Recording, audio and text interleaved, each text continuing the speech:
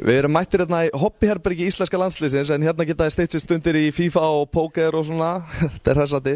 Við ætlum að eins og þið sjáðu mikið fjör hérna. Við erum hérna meðan Hólmar Örn Eyjólfsson. Hvernig hérna heldur að vera mikið hérna inni?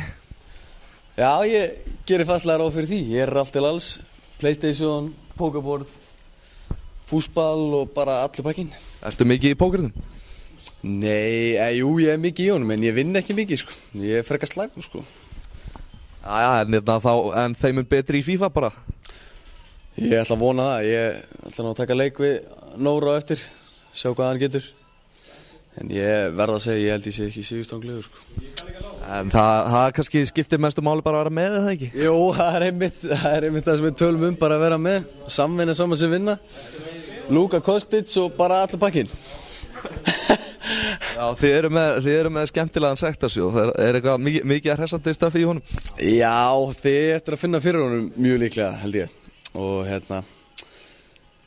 já, Alfreð og Bjarni og Skúli sáum það. Sáum að gera þetta svona skemmtilegt og menn eftir að taka eftir þessu, það er bara hannig. Þetta létti bara andan í liðinu, eða ekki? Jú, ekki spurning. Og þið hafa allir efna á þessum sektum, vonandi?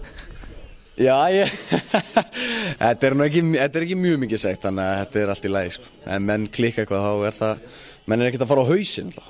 Okay.